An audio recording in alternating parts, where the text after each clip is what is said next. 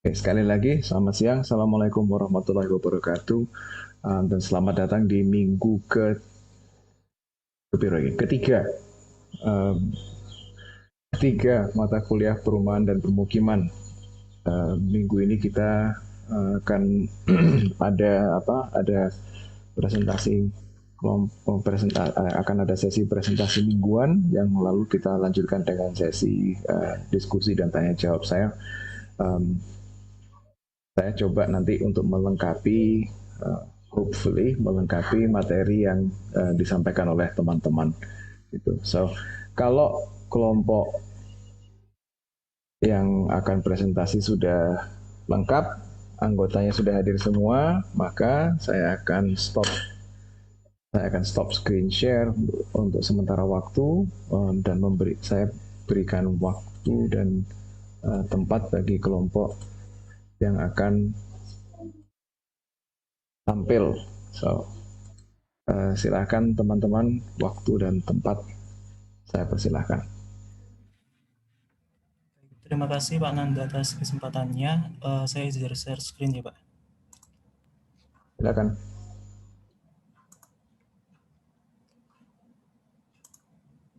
Permisi, apakah sudah terlihat? Saya sudah terlihat, teman-teman yang lain gimana? Sudah. Sudah. Apakah sudah bisa saya mulai Pak nih? Sudah bisa dimulai kalau sudah siap. Baik, terima kasih. Assalamualaikum warahmatullahi wabarakatuh. Selamat siang Pak Nanda dan teman-teman. Salam sejahtera bagi kita semua. Kami di sini dari kelompok 2 mata kuliah perumahan dan permukiman kelas A akan mempresentasikan hasil diskusi dan kerja kami terkait isu fundamental dan aktual perumahan dan permukiman di Indonesia. Sebelumnya kami akan memperkenalkan anggota kelompok kami terlebih dahulu.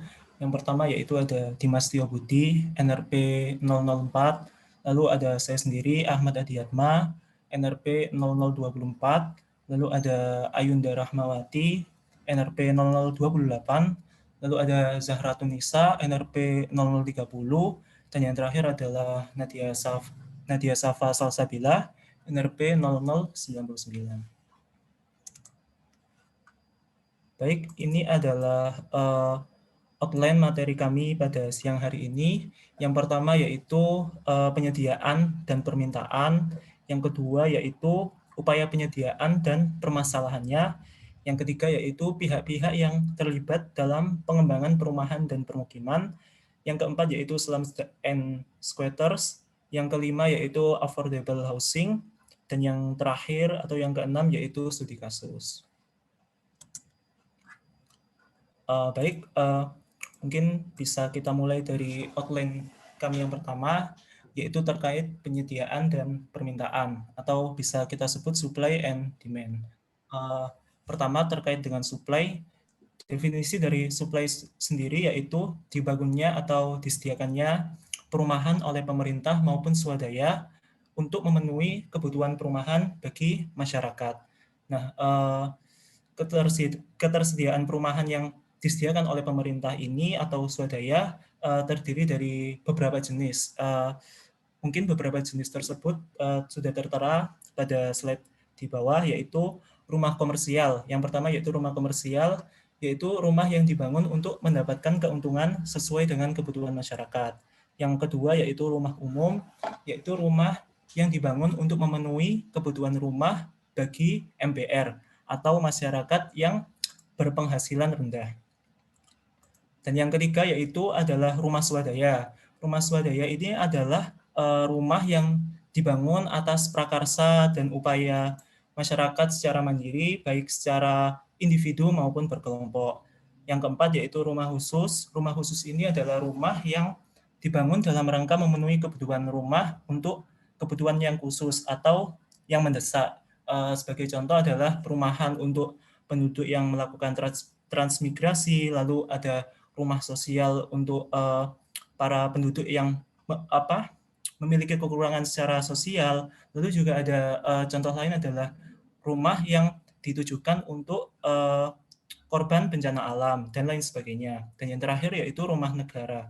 Nah, rumah negara ini adalah rumah yang dimiliki negara dan difungsikan sebagai tempat tinggal dan sarana pembinaan keluarga serta penunjang pelaksanaan tugas pejabat dan atau pegawai negeri, seperti itu.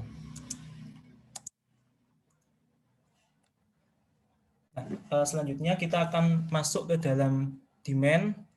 Definisi demand sendiri menurut Jerosa tahun 2013, permintaan perumahan atau housing demand dapat diartikan sebagai kebutuhan rumah sesuai dengan keinginan dan kondisi suatu masyarakat, di mana setiap orang itu pasti mempunyai kemampuan yang berbeda-beda secara ekonomi. Nah, kebutuhan akan perumahan di Indonesia ini akan terus meningkat yang disebabkan oleh beberapa faktor yang ada.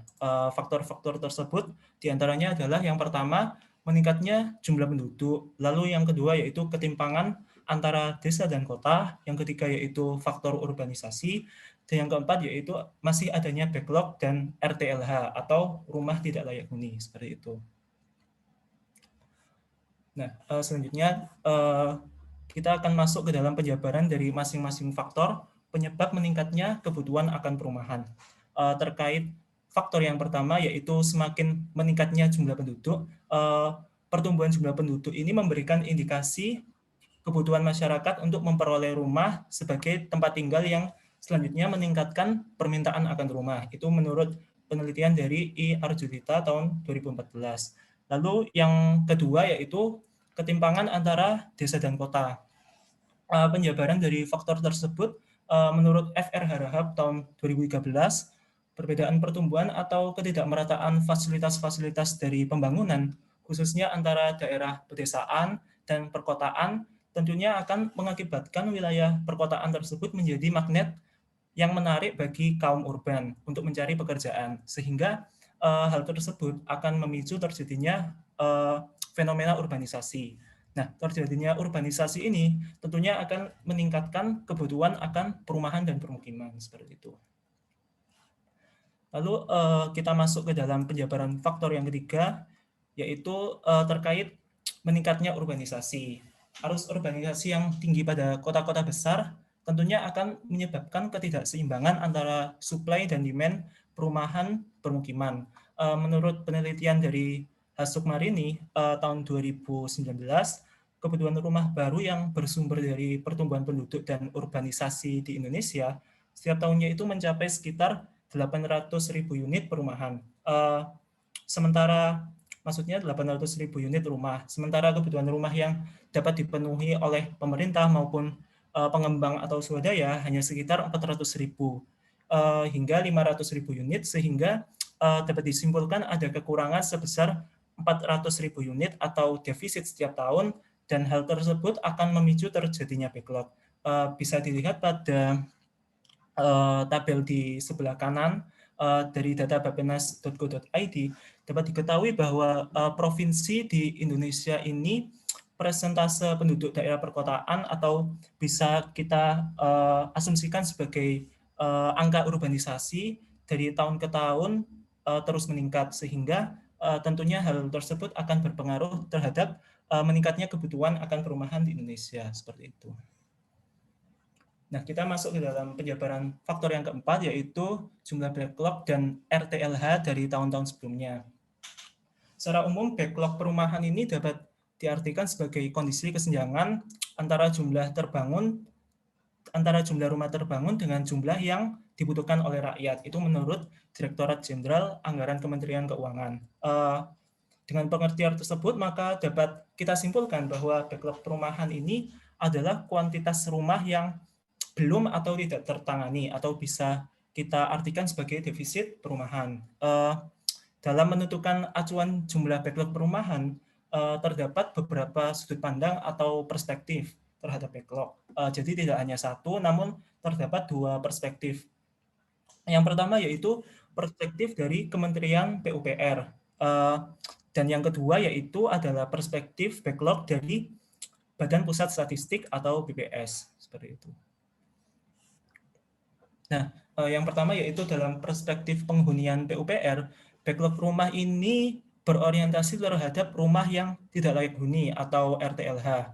Menurut Permen PUPR RI nomor 7 tahun 2018, RTLH sendiri itu adalah rumah yang tidak memenuhi persyaratan keselamatan bangunan, kecukupan minimum luas bangunan, dan kesehatan penghuninya. Dan menurut perspektif Kementerian PUPR, sepanjang orang atau rumah tangga atau keluarga sudah tinggal di hunian yang layak, maka tidak terhitung sebagai angka backlog perumahan. Nah, ini bisa dilihat pada sebelah kanan, terdapat rumus backlog dengan perspektif penghunian dari Kementerian PUPR. Cara menghitungnya itu yaitu backlog sama dengan total jumlah keluarga dikurangi total rumah. Nah, rumah ini itu mencakup rumah milik dan rumah kontrak atau sewa. Dan nanti hasilnya itu akan menunjukkan jumlah backlog di Indonesia. Sedangkan dalam perspektif yang kedua, yaitu perspektif kepemilikan dari BPS, backlog rumah itu berorientasi atas rumah milik. Menurut perspektif BPS, orang atau rumah tangga atau keluarga yang tinggal di rumah layak huni, namun statusnya itu sewa atau kontrak, hal tersebut akan dianggap sebagai backlog perumahan. Nah, rumusnya itu bisa dilihat pada sebelah kanan, yaitu backlog sama dengan total keluarga dikurangi total rumah milik. Nah, dengan demikian dapat kita simpulkan bahwa perbedaan mendasar antara perspektif kepemilikan dari BPS dan perspektif penghunian dari PUPR. Dalam BPS itu rumah yang berstatus sewa itu tetap dimasukkan untuk menghitung angka backlog, sedangkan untuk yang perspektif dari PUPR, rumah yang sewa itu tidak dianggap sebagai backlog. Dengan adanya perbedaan tersebut, maka kecenderungan angka backlog perumahan dengan penggunaan perspektif penghunian atau dari Kementerian PUPR relatif lebih kecil dari backlog dengan perspektif kepemilikan dari BPS.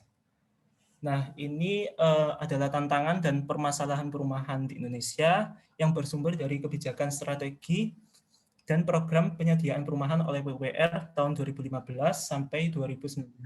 Dapat kita ketahui yaitu backlog kepemilikan atau backlog dalam perspektif BPS di Indonesia itu mencapai 13,6 juta unit. Artinya apa? Artinya kebutuhan rumah di Indonesia atau defisit rumah di Indonesia itu masih pada angka 13,6 juta unit menurut perspektif BPS. Lalu untuk backlog penghunian atau perspektif PUPR adalah 7,6 juta unit. Artinya apa? Artinya adalah defisit rumah di Indonesia menurut perspektifnya PUPR itu berada dalam kisaran angka 7,6 juta unit. Sedangkan untuk rumah yang tidak layak huni di Indonesia atau RTLH itu terdapat pada angka 3,4 juta unit, seperti itu.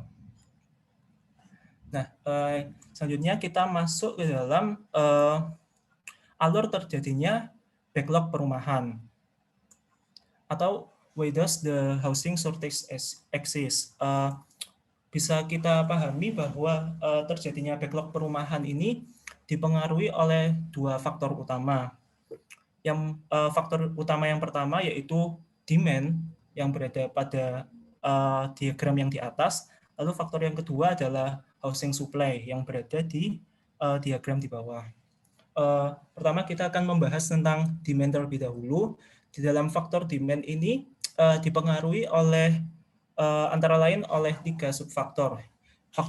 Subfaktor yang pertama yaitu nuclearization of families. Artinya adalah pertumbuhan penduduk. Dan subfaktor yang kedua yaitu rising income level atau bisa kita sebut meningkatnya pendapatan dari masyarakat.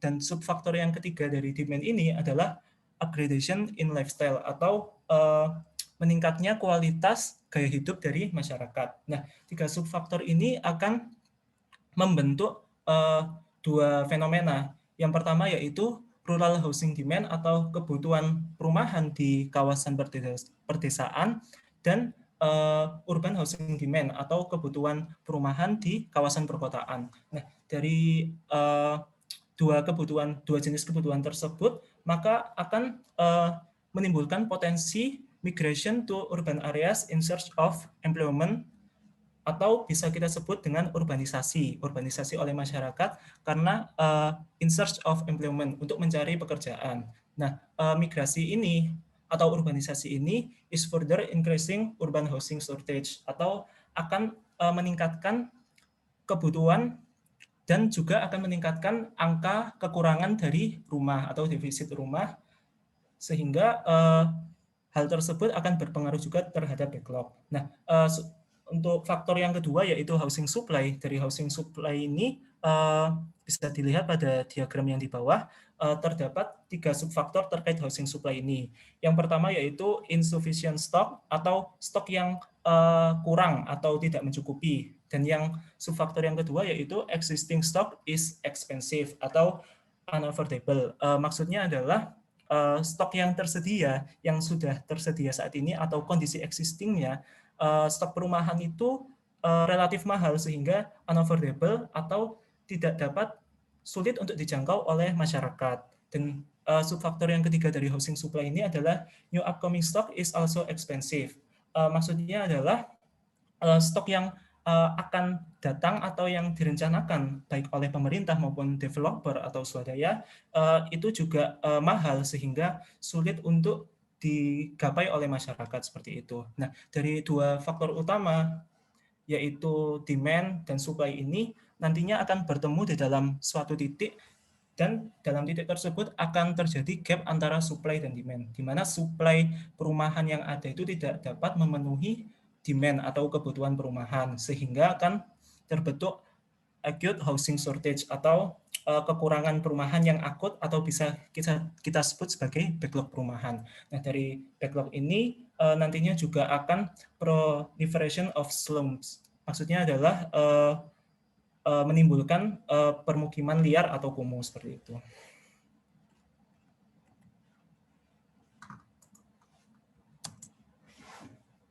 Selanjutnya akan dijelaskan oleh teman saya. Nah, selanjutnya adalah upaya penyediaan rumah. Yang pertama yaitu menyediakan rumah untuk MBR dan meningkatkan kualitas RTLH. Nah, yang kedua yaitu subsidi kepemilikan rumah untuk MBR dengan skema FLPP. Nah, untuk skemanya itu yang pertama yaitu pengembang membangun rumah sejahtera. Nah, yang untuk kedua itu jual beli pengembang dengan MBR. Yang ketiga lalu dilakukan akad KPR dan FLP, dan keempat penarikan pencairan dana FLPP, lalu pembayaran dana FLPP, kemudian MBR membayar angsuran KPR, FLPP, dan yang terakhir pembayaran tarif dan pengembalian pokok. Nah, yang ketiga yaitu kemudahan perizinan pembangunan perumahan untuk MBR. Selanjutnya, permasalahan umum pada sektor perumahan. Yang pertama yaitu mismatch dalam penyediaan hunian layak untuk MBR. Nah, permasalahan dalam supply ini yaitu mengandalkan fasilitas pembiayaan formal. Nah, fasilitas pembiayaan formal itu antara lain seperti KPR bank, konvensional dan syariah, terus KPR bersubsidi dari pemerintah, dan TAPERA yaitu tabungan perumahan rakyat yang ditujukan untuk PNS.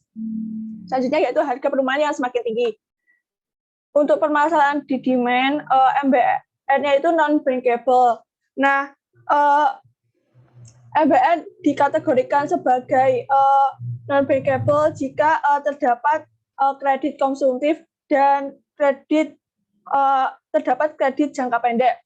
Nah, MBR dapat dikatakan bankable jika mereka itu mampu membayar cicilan dan anggaran cicilannya itu minimal 1/3 dari pendapatan. Yang kedua yaitu kurangnya sinergi antar institusi pemerintah dalam perumusan kebijakan, yaitu batasan harga rumah tidak kena pajak. Nah, untuk harga rumah tidak kena pajak itu kalau di Jawa, kecuali di Jabodetabek itu sekitar 155 jutaan. Nah, selanjutnya yaitu kebijakan terkait tata ruang, lalu penyediaan lahan rusunawa. Selanjutnya yaitu belum adanya kebijakan pemerintah yang benar-benar mendukung pertumbuhan pasar perumahan MBR. Nah, belum adanya kemudahan dalam proses dan pembiayaan administrasi pembangunan rumah MBR, dan persyaratan pengajuan KPR FLPP yang cukup rumit. Nah, untuk persyaratan pengajuan KPR FLPP itu yaitu WNI telah berusia 21 tahun, terus telah menikah dan belum pernah menerima subsidi perumahan dari pemerintah. Gaji pokoknya itu tidak boleh lebih dari 4 juta untuk pengambilan KPR tapak dan 7 juta untuk rumah susun. Selanjutnya untuk masa kerjanya sendiri itu minimal 1 tahun dan harus mempunyai NPWP dan SPT. Selanjutnya yang terakhir yaitu belum adanya sistem administrasi kependudukan dengan nomor identitas tunggal. Ya, permasalahan yaitu data yang ada belum dapat menggambarkan kebutuhan secara kondisi atau kualitas rumah secara real atau by name by address. Dan data kependudukan adalah basis utama pelaksanaan housing career system. Selanjutnya, nah untuk pihak-pihak yang terlibat dalam pengembangan perumahan dan pemukiman antara lain yaitu pemerintah dalam hal ini berperan memastikan dan menyediakan pengembangan perumahan dan pemukiman, masyarakat berperan sebagai partisipasi dan mendukung pengembangan perumahan dan pemukiman, lalu developer sebagai pengembang dan berkolaborasi dalam penyediaan perumahan dan pemukiman, serta akademisi yaitu mengidentifikasi hal-hal yang terkait perumahan dan pemukiman. Selanjutnya adalah permukiman formal dan informal. Next. Nah, ini adalah perbedaan antara perumahan formal dan perumahan informal. Dalam perumahan formal ini untuk perencanaannya secara matang. Nah, sedangkan informal sendiri itu minimnya perencanaan karena spontan atas inisiatif masyarakat dan terkadang itu muncul masalah atas kepemilikan tanah. Untuk pemukiman formal itu pelayanannya lengkap dan berbeda dengan permukiman informal yang terdapat minimnya sarana dan prasarana. Untuk permukiman formal itu didominasi penduduknya bekerja pada sektor formal, sedangkan permukiman informal didominasi masyarakat yang bekerja pada sektor informal dan masyarakat berpenghasilan rendah. Sedangkan untuk bangunan, permukiman formal sendiri itu memiliki legalitas hukum. Namun untuk permukiman informal tidak memperhatikan tata letak pembangunan perumahan dan pemukiman. Selanjutnya, next. Baik, selanjutnya kita akan membahas mengenai slums and squatters. Ini merupakan salah satu dari permukiman informal yang ada di suatu wilayah. Next. Jadi yang pertama kita akan membahas slums. Apa sih slums itu? Slums merupakan permukiman kumuh yang merupakan kondisi permukiman dengan kualitas buruk dan tidak sehat, tempat perlindungan bagi kegiatan marginal serta sumber penyakit epidemik yang akhirnya akan menular ke wilayah perkotaan. Itu menurut UNHCR tahun 2010. Sedangkan menurut Permen PU nomor 2 tahun 2016, permukiman kumuh adalah permukiman yang tidak layak huni karena ketidakteraturan bangunan, tingkat kepadatan bangunan yang tinggi, dan kualitas bangunan serta sarana dan prasarana yang tidak memenuhi syarat. Oke, selanjutnya. Nah, ini ada beberapa indikator permukiman kumuh menurut Permen PU nomor 2 tahun 2016. Ada 7 indikator. Yang pertama ada kondisi bangunan gedung, kedua ada kondisi jalan lingkungan, ketiga ada kondisi penyediaan air minum, 4 kondisi drainase lingkungan, 5 kondisi pengelolaan air limbah, 6 kondisi pengelolaan sampah, dan yang ketujuh ada kondisi proteksi kebakaran. Oke, selanjutnya. Nah, dari beberapa indikator tadi akan dinilai ya melalui pendekatan rumus sebagai berikut yang nantinya akan menghasilkan klasifikasi tingkat kekumuhan suatu permukiman. Apabila suatu permukiman memiliki nilai klasifikasi 0 sampai 8,75 itu menandakan bahwa permukiman tersebut tidak bisa dikatakan permukiman kumuh. Sedangkan apabila nilainya hingga mencapai 26,26 itu menandakan bahwa permukiman tersebut sebagai permukiman kumuh berat. Selanjutnya. Ini ada tipologi permukiman kumuh menurut Permen PU nomor 2 tahun 2016. Ini didasarkan pada letak lokasi secara geografis. Ada 5 tipologi. Yang pertama ada permukiman kumuh di atas air, kemudian permukiman kumuh di tepi air, permukiman kumuh di dataran rendah, yang keenam ada permukiman kumuh di perbukitan, yang ketujuh ada yang Maaf, yang keempat ada permukiman kumuh di perbukitan, yang kelima ada permukiman kumuh di kawasan rawan longsor. Oke, selanjutnya. Selanjutnya kita akan membahas mengenai squatters. Jadi secara singkat, squatters itu merupakan permukiman liar ya. Menurut Debkim Praswil tahun 2002, squatters itu merupakan daerah permukiman di kawasan kota yang dihuni oleh orang-orang yang sangat miskin, yang tidak mampu mempunyai tanah sehingga menempati tanah negara, tanah swasta ataupun tanah perorangan. Sedangkan menurut di Concise Oxford Dictionary, squatters adalah orang yang menempati tanah negara tanpa hak, orang yang mengambil kepemilikan tanpa persetujuan terhadap tanah kosong. Oke, selanjutnya. Ini ada beberapa karakteristik permukiman liar. Ada 3 karakteristik, yaitu yang pertama ada karakteristik fisik yang ditandai oleh infrastruktur dan pelayanan sosial yang tidak memadai atau bahkan pada tingkat minimum. Yang kedua ada karakteristik sosial yang ditandai dengan masyarakat berpenghasilan rendah sebagai kelompok pemukim di permukiman liar. Dan yang ketiga ada karakteristik legal, yaitu merupakan karakteristik kunci yang menggambarkan permukiman liar, yakni tidak memiliki hak milik terhadap lahan yang dipergunakan untuk pembangunan rumah.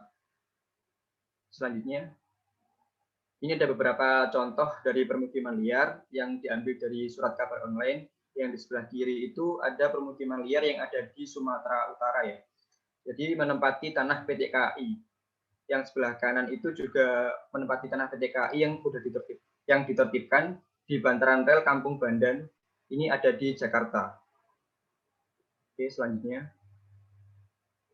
Nah, mengapa sih kok bisa muncul slums and squatters yang ada di suatu wilayah? Jadi penyebabnya itu ada 5. Yang pertama ada urbanisasi. Jelas ya, di sini urbanisasi adalah perpindahan penduduk dari desa ke kota. Jadi apabila kepadatan penduduk suatu perkotaan itu semakin meningkat, maka juga akan mendorong masyarakat untuk tumbuhnya permukiman liar dan permukiman kumuh yang ada di suatu kota. Kemudian yang kedua ada faktor lahan perkotaan. Apabila kepadatannya tinggi juga akan meningkatkan permintaan akan kebutuhan lahan permukiman, sehingga harga lahan permukiman dan harga rumah akan meningkat. Masyarakat yang tidak mampu untuk membeli rumah dan lahan itu akan inisiatif mendirikan permukiman liar dan bangunan-bangunan kumuh yang ada di suatu kota. Kemudian yang ketiga ada aspek sarana dan prasarana, di mana apabila sarana dan prasarana itu kurang lengkap atau bahkan tidak memadai, ini akan mendorong permukiman menjadi permukiman kumuh. Seperti contoh, apabila suatu permukiman itu memiliki kualitas air yang buruk, drainase yang tersumbat, dan sanitasi yang buruk, itu akan bisa mendorong permukiman tersebut menjadi permukiman kumuh. Dan yang keempat ada kondisi sosial ekonomi masyarakat, di mana pada permukiman kumuh dan permukiman liar itu didominasi oleh masyarakat berpenghasilan rendah karena mereka tidak memiliki kemampuan atau sulit untuk mempunyai lahan dan rumah yang ada di suatu kota karena tingginya harga lahan dan harga rumah.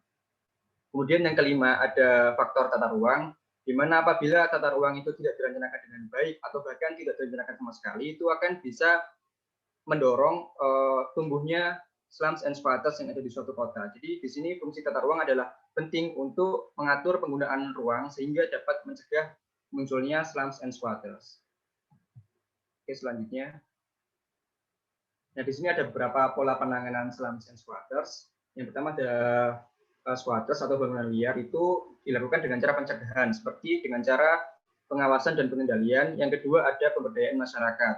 Kemudian slums ini dilakukan penanganan dengan cara peningkatan kualitas sehingga permukiman tersebut keluar dari kategori permukiman kumuh. Dilakukan dengan cara yang pertama ada pemugaran, ini perbaikan permukiman secara parsial. Kemudian yang kedua ada peremajaan, ini dilakukan perbaikan secara menyeluruh kepada permukiman meliputi sarana dan prasarana dan utilitas umum. Kemudian yang ketiga ada pemukiman kembali atau yang biasa disebut dengan relokasi, ini memindahkan masyarakat yang terdampak dari lokasi permukiman kumuh yang tidak mungkin dibangun kembali karena tidak sesuai dengan rencana tata ruang atau merupakan daerah rawan bencana. Oke, selanjutnya. Baik, pembahasan selanjutnya yaitu affordable housing, yaitu rumah terjangkau bagi rakyat miskin atau berpenghasilan rendah baik individu maupun keluarga. Nah, mengapa sih kita membutuhkan affordable housing? Seperti yang kita tahu, jumlah tunawisma di Indonesia di kota besar pada tahun 2019 diperkirakan mencapai 77.500 orang. Nah, dengan adanya affordable housing ini, jumlah tunawisma tersebut akan berkurang. Yang kedua, permasalahan kemampuan untuk berinteraksi dengan orang-orang yang mungkin berbeda ekonomi atau budaya. Jadi adanya affordable housing ini akan meminimalisir terjadinya kesenjangan sosial. Dan yang ketiga itu biaya perumahan yang tinggi mengakibatkan keluarga akan menghabiskan lebih sedikit kebutuhan untuk makanan, pakaian, dan perawatan anak. Jadi affordable housing ini akan menurunkan angka kemiskinan. Next.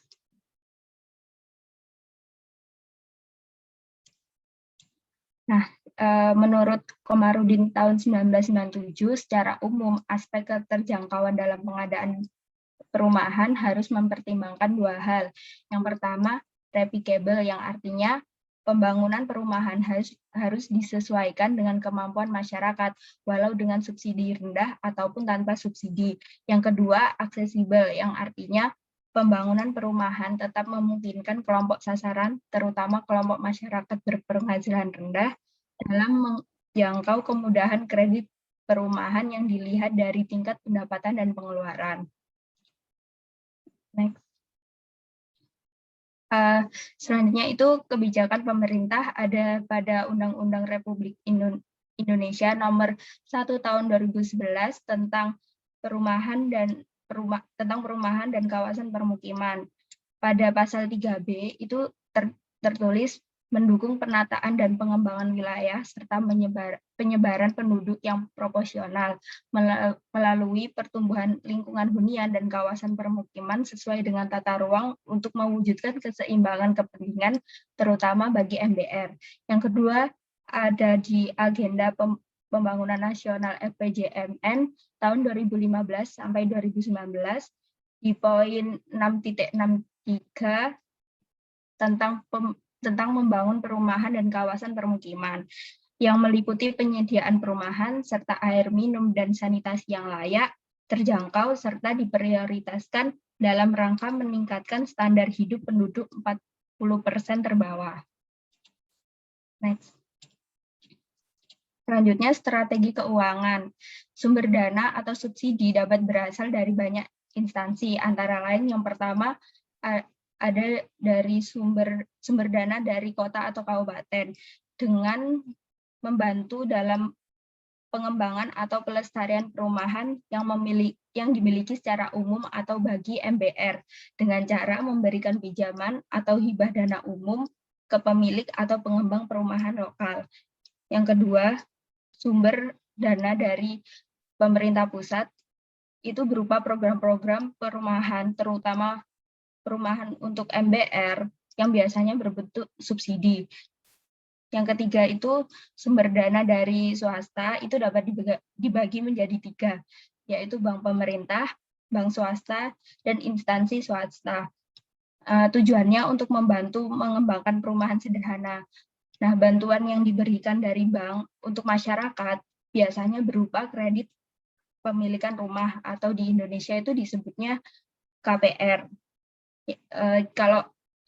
Kalau untuk pengembang berupa pinjaman dana yang berbunga rendah atau pinjaman subsidi dengan ketentuan pemerintah. Next. Nah, selanjutnya permasalahan permukiman dan upaya yang dilakukan oleh pemerintah. Terdapat beberapa permasalahan. Yang pertama, terbatasnya lahan terjangkau. Nah, upaya yang dilakukan dengan pendataan dan verifikasi lahan potensial, seperti pemerintah dan Pemda atau tanah wakaf, kemudian land banking, serta penyediaan lahan untuk perumahan terjangkau di lokasi strategis, seperti TOD atau sinergi BUMN. Yang kedua itu mahalnya bangunan perumahan MBR. Upaya yang dilakukan dengan riset dan litbang mengenai penggunaan teknologi baru, seperti precast, risha, dan Ruspin, serta pengembangan teknologi material alternatif. Yang ketiga, terbatasnya kemampuan pendanaan pemerintah. Upaya yang dilakukan dengan skema pembiayaan kreatif seperti kredit mikro atau BP2T, serta KPBU atau kerjasama pemerintah dengan badan usaha, dan juga inovasi program penyediaan perumahan, yakni P2BK atau program perumahan berbasis komunitas. Yang keempat, penerapan regulasi yang belum efektif. Upaya yang dilakukan dengan menetapkan PP nomor 64 tahun 2016 tentang pembangunan perumahan MDR atau Permen PUPR nomor 5 tahun 2016 tentang izin mendirikan bangunan gedung, dan Permendagri nomor 55 tahun 2017. Selanjutnya, ini merupakan contoh program pemerintah yang sudah berjalan, yaitu program 1 juta rumah. Nah, di dalam program ini meliputi kegiatan yang memberikan bantuan penyediaan perumahan berupa rusunawa, rusus, bantuan stimulan pembangunan rumah swadaya, dan PSU. Yang kedua, memberikan subsidi pembiayaan perumahan berupa KPR, FLPP, subsidi selisih bunga, dan subsidi bantuan uang muka. Yang ketiga, memberikan kemudahan perizinan pembangunan perumahan pembinaan kepada pemerintah provinsi dan kabupaten atau kota.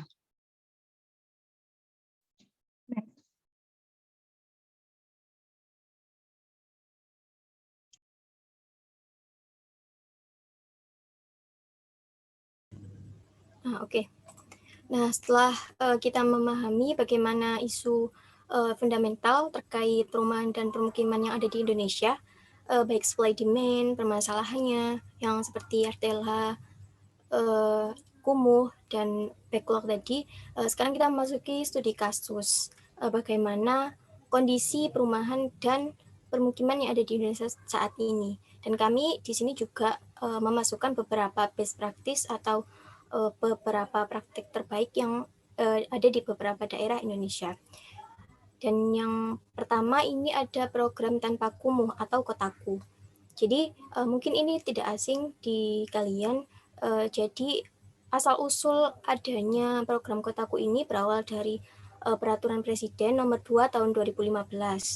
Nah, yang menginginkan upaya peningkatan kualitas permukiman kumuh dan pencegahan tumbuh kembangnya permukiman kumuh baru serta adanya penghidupan yang berkelanjutan. Nah, selain itu juga pada tahun 2016 permukiman kumuh di Indonesia ini sudah hampir menyebar ke seluruh wilayah, sehingga diharapkan adanya penanganan yang inovatif, menyeluruh serta tepat sasaran. Ya, selanjutnya. Nah, ini ada implementasi program Kotaku, tepatnya di Kelurahan Tanjung Mas, Kota Semarang. Dan di sini itu disebutkan bahwa terdapat SK Wali Kota Semarang yang menunjukkan ada beberapa wilayah atau daerah prioritas, dan salah satunya yaitu Kelurahan Tanjung Mas ini. Dan luasan kumuhnya ini paling besar se-Kota Semarang, yaitu sekitar 37,63 hektar. Dan dari situlah Kelurahan Tanjung Mas ini menjadi prioritas penanganan Kota Semarang. Dan implementasinya di sini terdiri dari tahap persiapan, perencanaan, dan pelaksanaan. Kalau tahap persiapan ini ada sosialisasi dan pembentukan TIPP. Dan di sini sosialisasi ini untuk pembentukan agen sosialisasi dari pemerintah untuk memberi sosialisasi kepada masyarakat tersebut untuk menyamakan persepsi bagaimana permukiman kumuh itu dan bagaimana cara meningkatkan kepedulian terhadap permukiman mereka.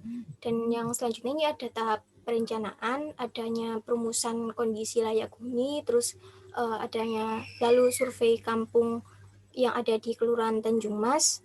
Setelah mendapat tanggapan dari warga-warga sekitar, akhirnya direview oleh pemerintah dan masyarakat tersebut, Setelah itu dibuatkan dokumen, dan selanjutnya terakhir ini ada tahap pelaksanaan.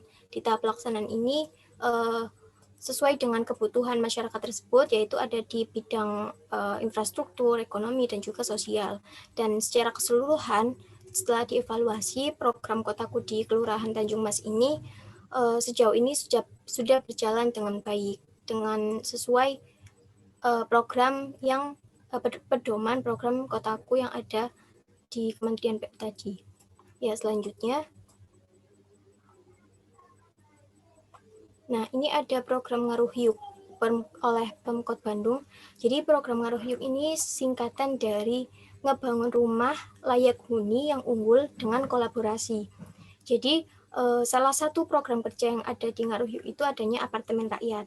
Apartemen rakyat ini itu menjadi pemenuhan kebutuhan perumahan masyarakat berpenghasilan rendah dan juga untuk tempat revitalisasi bagi masyarakat yang sedang direlokasi dari tempat kumuhnya. Jadi konsepnya ini membangun tanpa menggusur serta revitalisasi kawasan perkotaan. Jadi skemanya ini ada kerjasama pemerintah, swasta maupun masyarakat yang ada di sana. Jadi sebenarnya pemerintah Kota Bandung ini juga mengadakan program lain, yaitu adanya rumah deret. Nah, salah satu programnya yang sedang dalam pembangunan saat ini itu di daerah Taman Sari, Kota Bandung. Jadi Taman Sari, Kota Bandung ini terkenal karena perumahan atau permukiman yang kumuh. Jadi sekarang sedang dibangun. Jadi masyarakat yang ada di sana itu akan direlokasi ke apartemen rakyat, sehingga mereka mendapatkan tempat dan tidak digusur secara semena-mena begitu. Jadi setelah rumah deret yang sedang dibangun itu tadi, maka masyarakat tersebut akan dipindahkan ke rumah deret itu tadi. Jadi pemerintah ini mengajukan cara lain selain menggusur. Nah, selain itu juga untuk apartemen rakyat ini juga tidak hanya untuk tempat relokasi, jadi terutama dikhususkan untuk masyarakat yang berpenghasilan rendah. Jadi nanti skemanya itu ada aplikasi buat pendaftaran penghuni apartemen rakyat tersebut, sehingga pemerintah tersebut akan menyeleksi seperti apa penghuni yang layak atau yang cocok untuk berpenghuni di apartemen rakyat tersebut. Gitu. Ya, selanjutnya. Nah, selanjutnya ini ada 13 lokasi rencana apartemen rakyat, dan ini pada tahun 2016 atau 2017 gitu, tapi sekarang sudah ada beberapa apartemen yang sudah terbangun. Ya, selanjutnya. Ya, ini ada beberapa best practice yang diambil dari buku Bunga Rampai Penyelenggaraan Perumahan di Indonesia.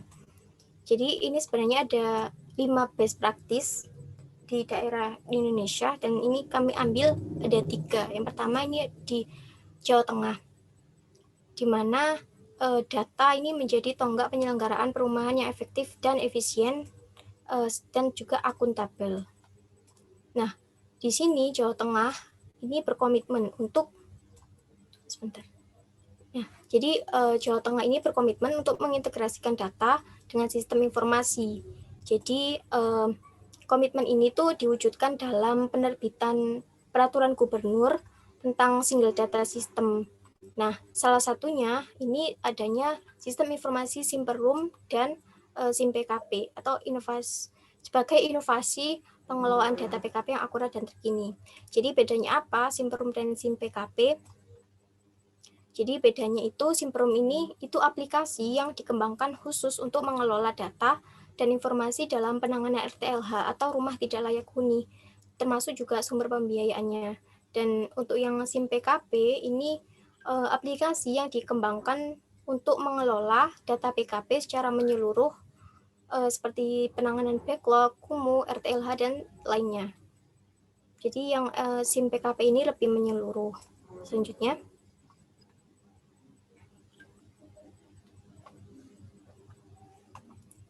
Ya, ini selanjutnya ini pemerintah dari Provinsi Jawa Tengah tadi itu sudah berintegrasi dengan atau bekerja sama dengan pemerintah kabupaten yang ada di Jawa Tengah, dan salah satunya ini yang menjadi best practice ialah Kabupaten Jepara, di mana kabupaten tersebut sudah berhasil merintis pendataan yang akurat, dan salah satunya ini pemerintahan Kabupaten Jepara telah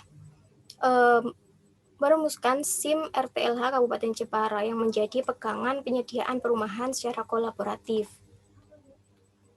Nah, keunggulannya apa SIM RTLH ini? Jadi SIM RTLH ini sudah memadukan data NIK atau nomor induk kependudukan, yang berarti SIM RTLH ini tuh sudah berbasis NIK dan sehingga itu lebih aman serta dapat meminimalisir ketidaktepatan sasaran penerima program serta mencegah adanya data ganda. Mohon maaf ya, mungkin ada suara yang noise. Dan selanjutnya dari SIM RTLH ini juga sangat membantu Disperhakim Kabupaten Jepara untuk melakukan penanganan RTLH dengan secara tepat sasaran gitu. Dan untuk selanjutnya, slide selanjutnya ini ada salah satu best practice lain, yaitu di Provinsi NTB. Nah, ini juga salah satu keberhasilan Provinsi NTB dalam pendataan ruang dan lingkungannya. Nah, ini itu berada di bantaran sungai Kelurahan Banjar, Kota Mataram. Jadi sebenarnya awalnya bantaran sungai ini itu menjadi tempat pembuangan sampah, bahkan ada yang BAB di pinggiran sungai tersebut.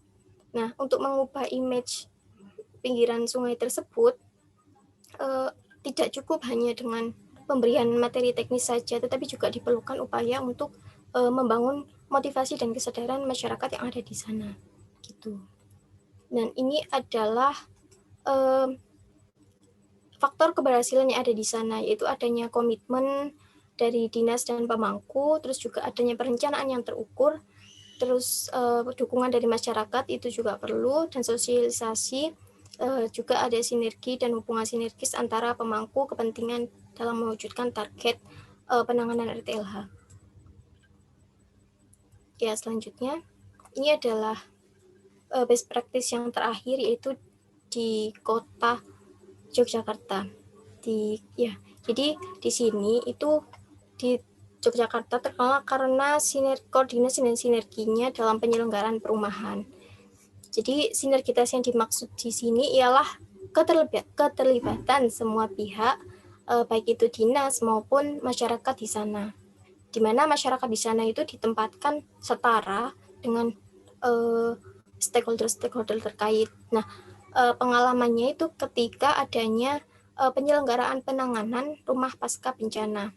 Nah, di sini sudah terlihat bahwa strategi sinergi yang pertama itu menempatkan masyarakat sebagai pengambil keputusan utama. Dan yang kedua, menyiapkan fasilitator untuk pendampingan masyarakat. Terus yang ketiga ini membentuk kelompok masyarakat penerima bantuan. Terus yang keempat, melibatkan semua dinas terkait tentunya, dan yang kelima ada tidak lupa untuk mempertimbangkan kearifan lokal. Terus yang keenam, dan ini yang mungkin yang paling penting, yaitu penekanan bahwa penekanan bahwa peran pemerintah di sini itu hanyalah membantu dan memfasilitasi masyarakat tersebut. Ya, selanjutnya. Ya, ini adalah salah satu wujudnya. Ini salah satu contoh rumah yang unik, yaitu rumah Dome di Yogyakarta. Jadi ini itu rumah yang konstruksinya dirancang untuk risiko tahan gempa. Jadi ini tersusun dari struktur tulangan yang saling menyambung membentuk lingkaran. Ya, walaupun berbentuk setengah lingkaran ini juga menurut warga di sana ini sudah nyaman.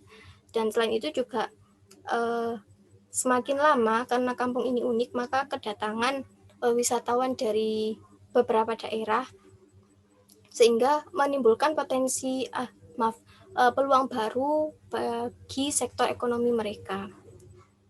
Dan yang selanjutnya ini ada tetap di Yogyakarta, yaitu adanya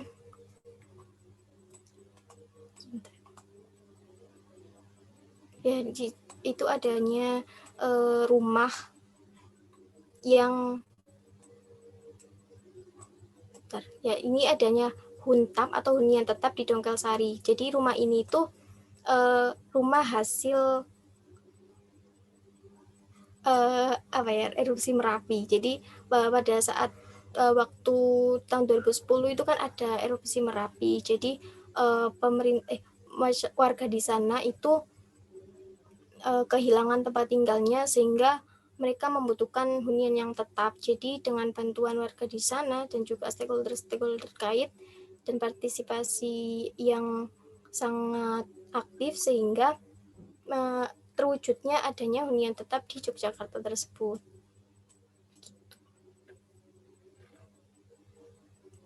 Ya, terima kasih.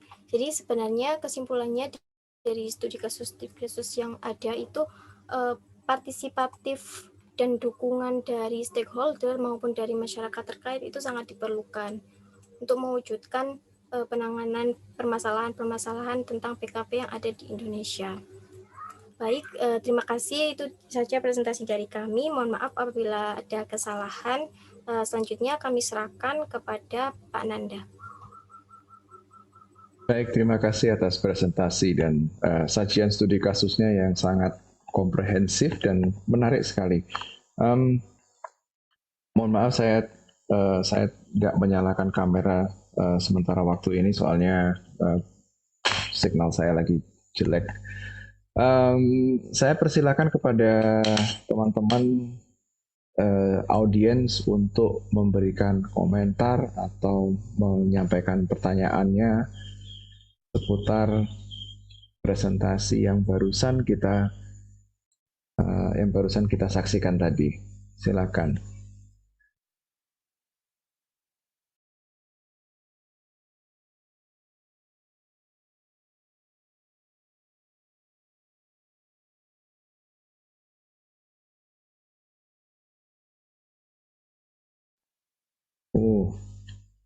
Cukup banyak ya, ada 4. Oke, kita coba satu persatu mulai dari Alfrida, silakan.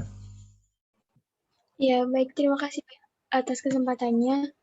Nah, jadi saya Alfrida, NRP 02. Saya mau bertanya. Tadi kan sempat dijelaskan beberapa langkah atau arahan bagaimana menyelesaikan permasalahan permukiman kumuh dan permukiman liar.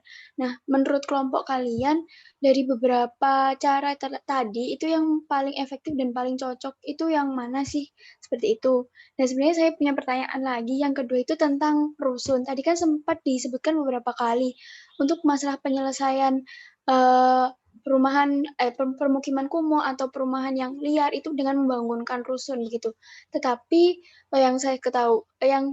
berdasarkan yang saya ketahui, pembangunan rusun itu masih banyak sedikit ditolak oleh beberapa masyarakat karena mungkin terlalu jauh dari tempat kerjanya. Dan juga jika dilihat dari beberapa sumber, saya melihat itu banyak rusun itu tuh yang malah jadi kumuh. Rusunnya itu tidak sesuai standar begitu. Nah, menurut teman-teman dari kelompok ini gimana ya kalau ada hal-hal seperti itu? Terima kasih. Baik, terima kasih atas pertanyaannya. Teman-teman mau langsung menjawab atau mau ditampung dulu? Permisi Pak, mungkin bisa kami tampung terlebih dahulu terkait pertanyaan-pertanyaan yang masuk. Oke, kalau gitu. Berikutnya Fembri Arta, silakan. Ya, terima kasih atas kesempatannya Pak. Saya akan berdebat dari 01. Pertanyaan tadi kan di presentasi kalian ada yang membahas tentang penyediaan affordable house untuk masyarakat berpenghasilan rendah. Nah, salah satunya itu kan bekerja sama dengan pihak pengembang rumahan untuk jadi developernya itu nanti yang membangun MBR-nya dari jadi yang membangun bukan dari pemerintahnya, nanti pemerintah tinggal memberi subsidi biaya rumah gitu. Nah, terus spesifikasi rumahnya juga mengikuti persetujuan dengan pemerintah untuk untuk kualitas MBR-nya minimal ada untuk kualitas rumah yang murah itu ada minimal harus ada ini. Nah, masalahnya kan saya mau bertanya ini, kalau gitu kan pengembang itu kayak ini apa, terikat oleh sebuah perjanjian sama pemerintah gitu loh. Kamu membangun rumah minimal ada ininya, terus harganya jangan melebihi, misalnya jangan melebihi 500 juta, mentok 300 lah, soalnya kan untuk masyarakat berpenghasilan rendah, misalnya kan gitu. Nah, padahal pengembang perumahan ini kan kayak butuh profit juga gitu loh. Jadi nggak cuman butuh bangun doang terus dapat uang dikit, kan juga butuh profit juga. Nah itu kalau dari pemerintah itu gimana? Apa ada kayak ada reward khusus gitu kalau ada pengembang yang mau melaksanakan program pemerintah gitu? Terima kasih.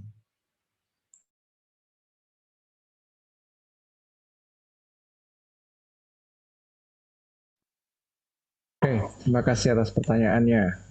Berikutnya silakan. Karena tadi ditampung dulu ya. Oke, berikutnya silakan Agung.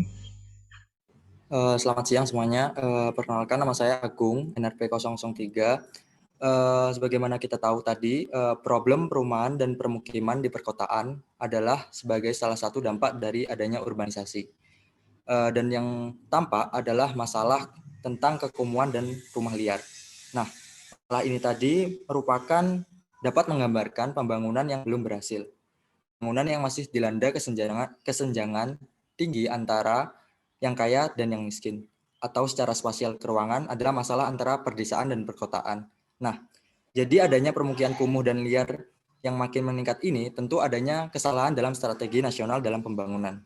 Nah, menurut kelompok ini, apakah memang strateginya yang salah atau kurang tepat, atau strategi atau yang rencana yang sudah baik, tetapi manusianya yang tidak mau dan tidak mampu dalam menangani dan melaksanakan rencana?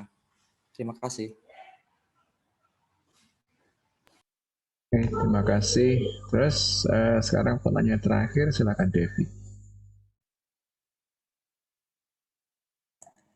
Baik, terima kasih untuk kepada kelompok 2 udah mempresentasikan PPT-nya hari ini. Pertanyaannya gampang aja sih. Tadi kan udah disebutin tuh kayak ada indikator permukiman kumuh menurut kalau nggak salah UU nomor 2 tahun 2016 gitu kan. Ada kayak kondisi bangunan gedung, kondisi jalan lingkungan, kondisi penyediaan air minum gitu kan. Nah, pertanyaannya itu apakah kalau misalnya ada suatu permukiman tapi dia tuh kayak cuma punya salah satunya doang gitu. Misalnya kayak ada kan rumah-rumah bagus tapi kondisi penyediaan air minumnya tuh kurang gitu loh, ada yang kayak gitu. Kayak banyak juga kayak kalau di luar kota juga ada yang ya penyediaan airnya tuh gak baik gitulah intinya gitu. Nah, indikator-indikator ini tuh gimana sih, maksudnya bisa dibilang permukiman itu kumuh atau enggak, selain ngelihat dari yang tadi kan udah ada rumus ya kalau nggak salah ya, ada rumusnya juga gitu loh. Apakah harus ngelihat dari rumus itu toh atau gimana seharusnya kalau misalnya maksudnya selain ngelihat rumus itu ada nggak sih cara membedakan itu permukiman kumuh atau enggak gitu. Kasih sebelumnya. Baik, terima kasih. Tadi sudah kita dengarkan 4 pertanyaan yang sangat excellent dari teman-teman kita. So, saya serahkan kembali kepada kelompok 2 untuk menanggapi pertanyaan-pertanyaan yang telah disampaikan.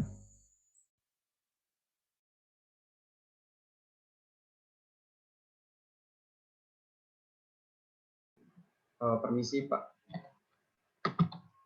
Ya. Saya izin menjawab pertanyaan. Oke, silakan. Ya, saya izin menjawab pertanyaan dari Alvida mengenai cara yang efektif untuk mengatasi permukiman kumuh. Dan pertanyaan yang kedua, mengapa kok ketika udah direlokasi itu ke rumah susun itu masih masih bisa dikatakan kumuh itu rumah susunnya. Oke, jawaban dari kelompok kami menurut saya juga untuk yang cara efektif mengatasi permukiman kumuh itu menurut kami itu yang pertama itu dengan cara pencegahan. Jadi seperti di dalam peraturan tata ruang itu harus jelas gitu penggunaan ruang itu untuk apa. Jadi dan juga implementasinya nanti harus ada pengawasan dari pemerintah dan pihak terkait untuk pengendalian pemanfaatan ruang. Jadi tumbuhnya permukiman kumuh itu bisa dicegah dengan cara hal-hal seperti yang saya katakan tadi.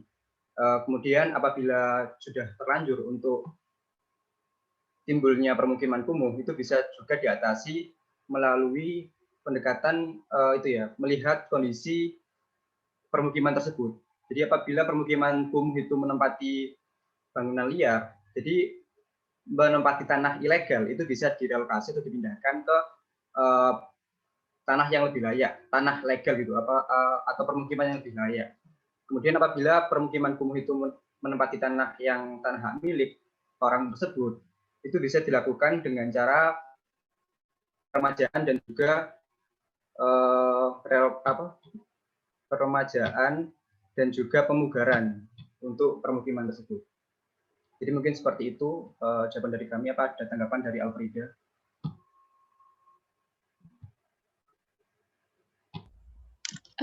Saya izin menanggapi, apakah boleh ya, Pak? Tentu boleh. Oh ya, nah, terima kasih jawabannya Dimas dan teman-teman kelompoknya. Saya sedikit ingin bertanya sih, tadi kan di awal dikatakan dengan memastikan pengendalian dan pemanfaatan ruangnya itu sesuai, dari pemerintah juga harus memperhatikan, memonitor dan sebagainya.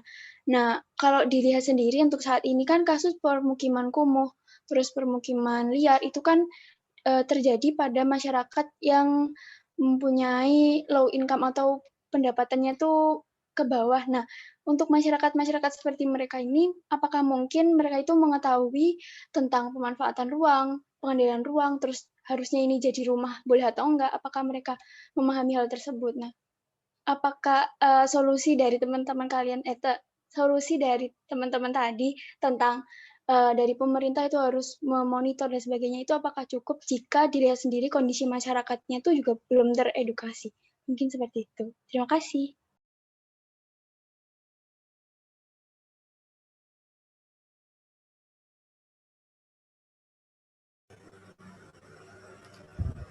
Izin menjawab, Pak. Ya, silakan. Iya, jadi sebenarnya itulah mengapa pentingnya sosialisasi bagi masyarakat, terutama bagi masyarakat yang tak jadi sasaran atau yang bertempat tinggal di permukiman kumuh. Jadi sebenarnya rumah susun atau bisa dikatakan rumah deret itu sebenarnya apa ya, permasalahannya itu banyak. Ada yang setuju, ada yang pro, ada yang kontra. Dan ini saya ambil dari kutipan Wali Kota Bandung. Jadi sebenarnya ini kan rumah deret atau rumah susun itu kan menimbulkan kontroversi. Jadi kenapa pemerintah Kota Bandung itu memilih untuk mendirikan rumah susun atau rumah deret, dan jawabannya itu kan itu permukimannya sudah banyak ya, permukiman kumuhnya sudah banyak. Jadi apabila tidak diambil aksi untuk menangani itu, maka keluarga mereka nantinya itu akan tinggal di mana. Jadi dengan cepat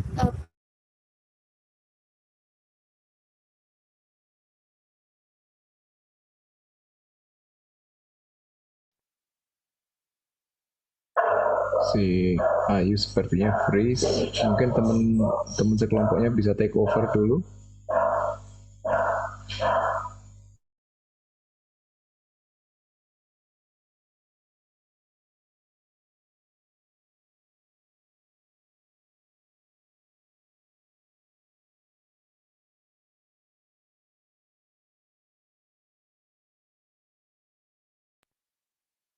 Atau kita bisa bergeser ke pertanyaan berikutnya atau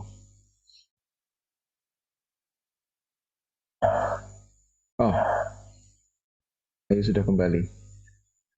Tadi sempat keputus. Ya, mohon maaf Pak. Nggak apa-apa. Ya, jadi pemerintah Kota Bandung itu mengambil sebuah tindakan yang menurut saya itu cukup baik. Jadi pemerintah itu memikirkan bagaimana kondisi keluarga-keluarga mereka yang nantinya akan tinggal nggak mungkin kan tinggal di permukiman yang kumuh lagi gitu. Jadi pemerintah merelokasi sebentar ke tempat yang layak huni dan akhirnya dibangunkanlah rumah susun atau rumah deret itu tadi yang diharapkan agar tidak terjadi lagi permukiman kumuh yang ada di sana gitu. Supaya keluarga-keluarga mereka yang nantinya tinggal di daerah itu menjadi nyaman dan permukiman kumuh itu tidak ada lagi gitu.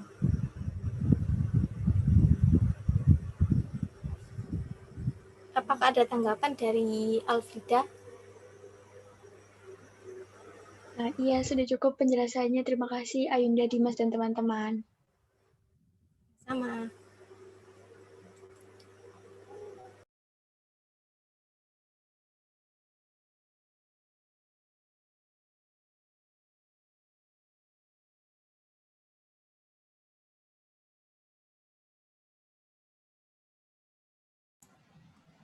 Permisi Pak, dari kelompok kami izin menjawab pertanyaan dari Agung. Sure, langsung aja nggak apa-apa. Pertanyaan dari Agung tadi itu adalah terkait pembangunan di Indonesia yang belum berhasil dan menyebabkan kesenjangan antara desa dan kota sehingga nanti arahnya itu akan menimbulkan slums and squatter atau menimbulkan permukiman kumuh dan liar. Dan pertanyaannya Agung tadi itu salah dari kebijakan pemerintah atau salah dari rakyatnya itu sendiri.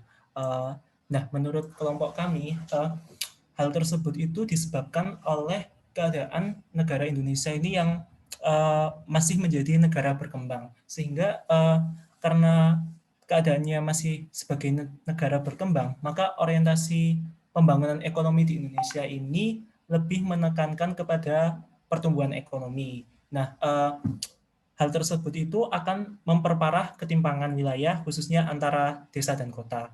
Karena apa? Karena investasi ekonomi yang terkait seperti infrastruktur dan juga kelembagaan, mayoritas itu diarahkan untuk melayani ke daerah perkotaan yang relatif memiliki pertumbuhan lebih cepat. Sehingga ekonomi di desa itu tidak memperoleh nilai tambah yang signifikan. Sehingga dalam konteks demikian itu wajar apabila terjadi ketimpangan antara desa dan kota. Dan hal tersebut itu akan menyebabkan potensi untuk terjadinya urbanisasi itu lebih cepat. Dan karena masyarakat kan juga ingin mendapatkan benefit ekonomi dari perpindahannya ke kota. Sehingga mungkin dapat kita simpulkan bahwa hal tersebut itu bukan merupakan salah dari salah satu pihak seperti pemerintah atau salah satu pihak yang lain seperti rakyat, namun itu adalah kejadian yang atau fenomena yang disebabkan oleh kombinasi dari keduanya, yaitu dari pemerintah yang lebih berorientasi kepada pembangunan ekonomi yang cepat, sedangkan dari rakyat itu lebih ingin mendapat benefit ekonomi yang lebih instan dengan berpindah ke kota, sehingga akan muncul kesenjangan antara desa dan kota dan mengarah kepada timbulnya fenomena slums and squatter seperti itu mungkin. Mungkin dari Agung, apakah ada tanggapan? Sudah cukup, Didi. Terima kasih atas jawabannya. Baik, terima kasih Agung.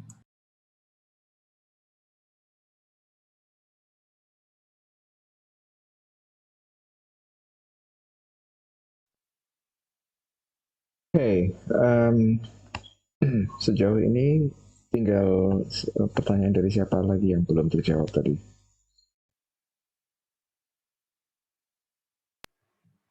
Baik Pak, saya akan menjawab pertanyaan dari Devi. Cool. Mengenai apakah suatu permukiman apabila hanya memenuhi satu indikator permukiman kumuh itu dapat dikatakan keseluruhan permukiman itu sebagai permukiman kumuh. Jadi mungkin slide-nya bisa itu ke yang indikator permukiman kumuh.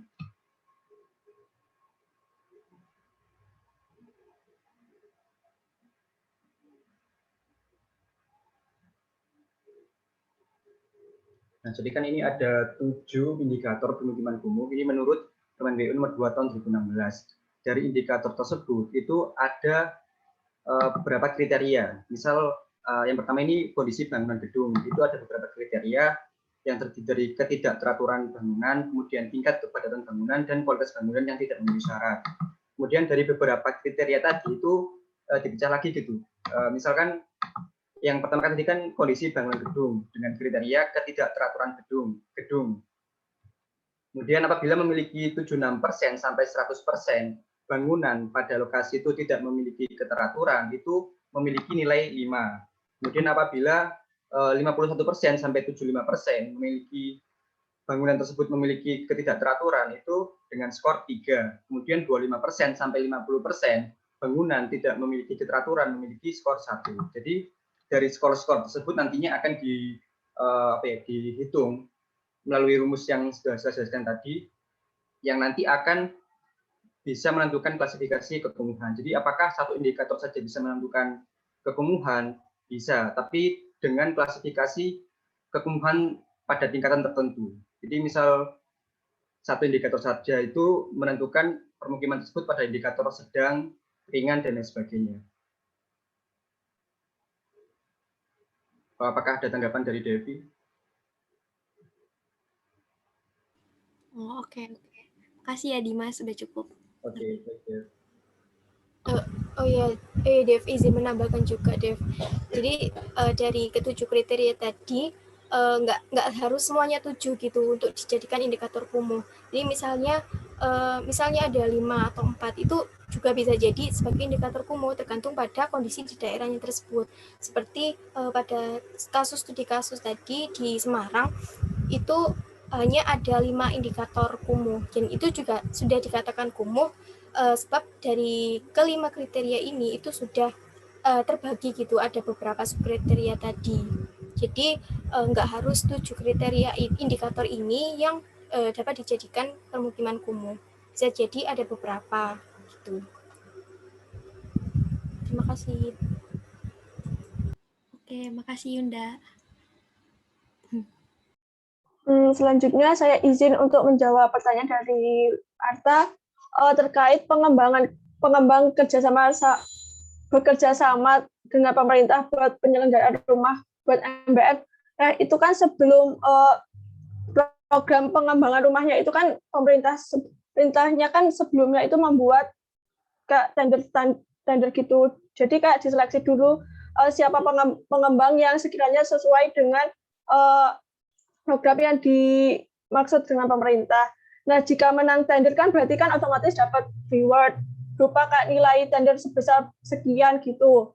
Nah, untuk pengembangnya itu tetap mendapat profit, misalnya saja kayak harga rumahnya 400 juta, terus pemerintah itu menyubsidi sebesar 10 atau 20% dari harga aslinya. Jadi mungkin pihak MBR-nya itu membayarnya sekitar 80% dari harga asli, seperti itu kira-kira. Bagaimana Arta menjawab? Ya, bisa. Oke. Izin menambahkan ya, kalau misalnya nanti si pengembangnya itu kerjanya baik, kerjanya cepat, otomatis sama pemerintah bakalan diajak kerjasama lagi kan. Jadi kemungkinan itu juga membuat pengembang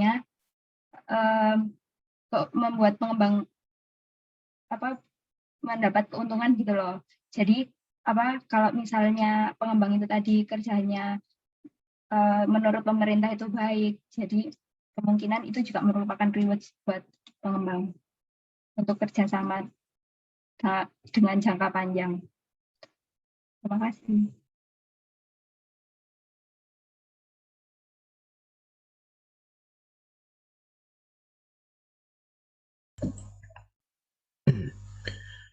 Baik,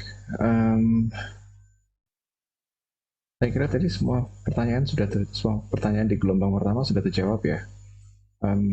Masih ada pertanyaan atau komentar lagi kah dari teman-teman sekalian?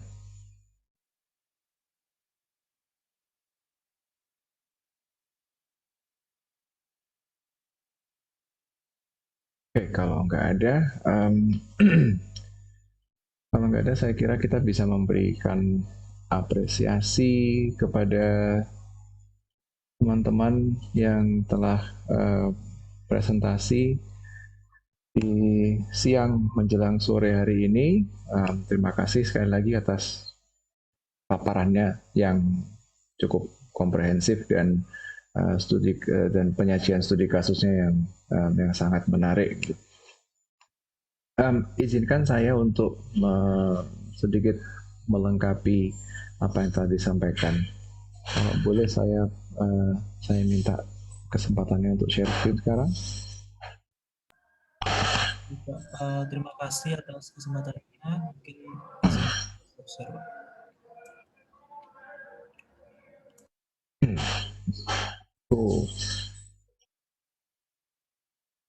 Oke, bagi yang belum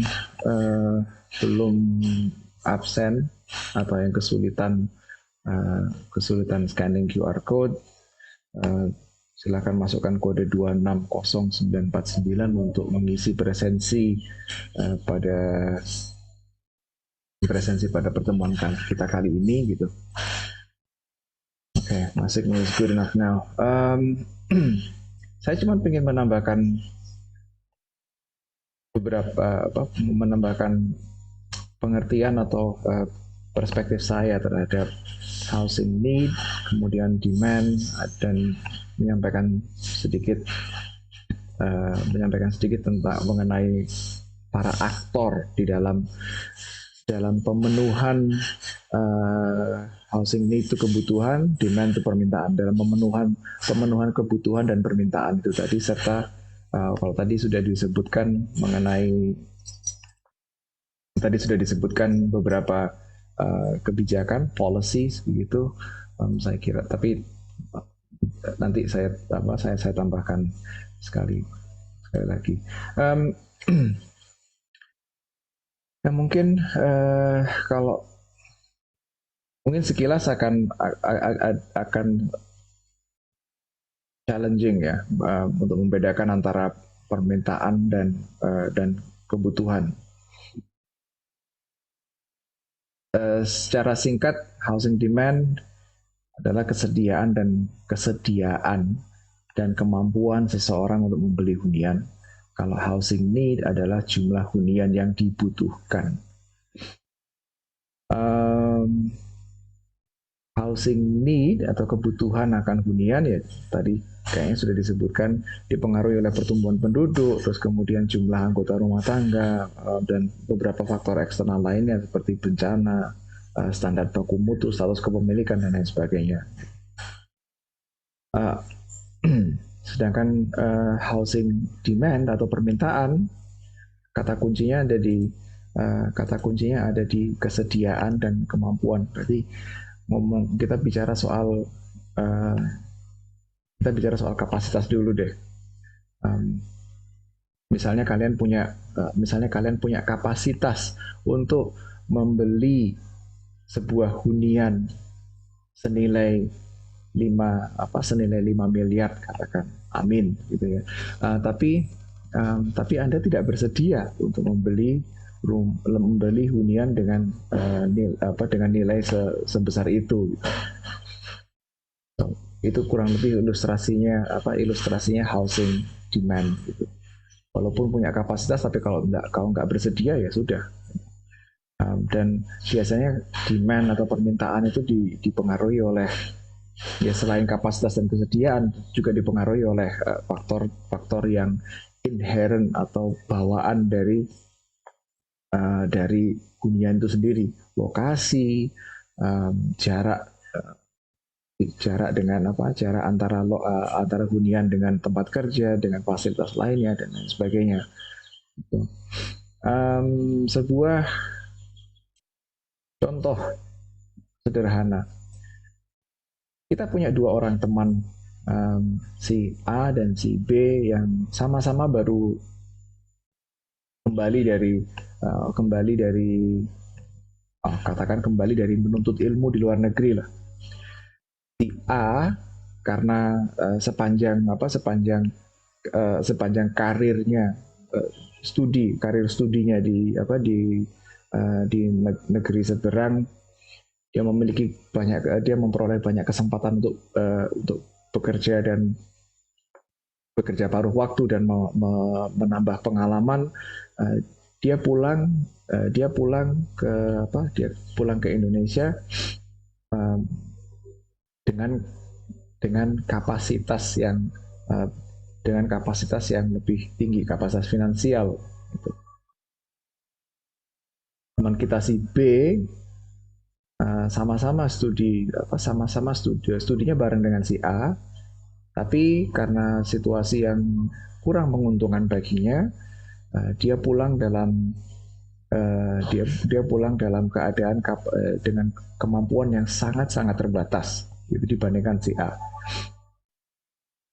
Keduanya butuh rumah, sama-sama need ya. Keduanya butuh rumah, gitu. Tapi yang satunya punya kapasitas yang tinggi dan karena kapasitasnya yang tinggi itu dia juga mungkin memiliki kesediaan yang tinggi. Si B karena tidak memiliki kapasitas sebesar itu, no funds gitu ya, nggak ada uangnya gitu. Dia kemudian memutuskan untuk tinggal bersama saudaranya atau bersama orang tuanya gitu. Sementara si A beli rumah sendiri. So itu ilustrasi sederhana untuk menyoroti perbedaan antara permintaan dan kebutuhan itu tadi. So, permintaan. Di dalam permintaan atau demand itu sendiri ada beberapa istilah lain. Kalau demand tadi saya bilang dipengaruhi oleh jumlah atau variabel-variabel yang sifatnya kuantitatif. Misalnya luasan bangunan, kualitas bangunan. Kualitas itu bukan hal yang sifatnya kuantitatif sih, but you get the idea. So dipengaruhi oleh luasan tadi, kualitas, terus kemudian lokasi antara lain.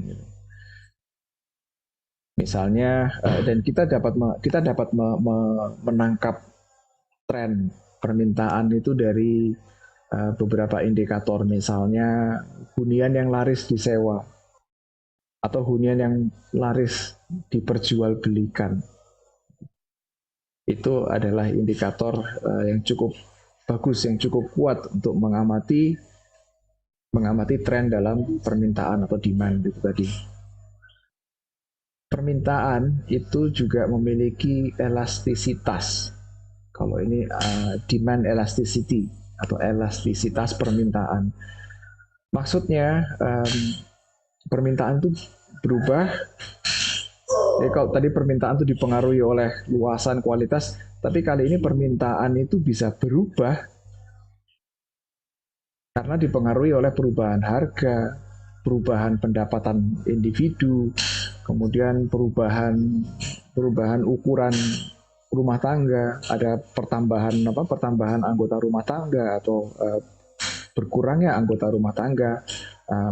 Misalnya anak-anaknya sudah selesai kuliah, mereka punya tempat tinggal sendiri-sendiri sehingga married couple ini kemudian memutuskan untuk downsizing. Udah, kita nggak butuh rumah yang segede ini lagi gitu. Mereka rumahnya yang gede dijual, mereka beli rumah yang kecil dan seterusnya. So itu menggambarkan elastisitas permintaan. Lalu ada permintaan yang diakibatkan oleh perilaku investasi. Biasanya dia kalau permintaan yang dari perilaku investasi ini adalah tambahan permintaan hunian sebagai aset, dan ini biasanya di luar permintaan hunian sebagai kebutuhan primer atau hunian yang untuk dikonsumsi gitu ya.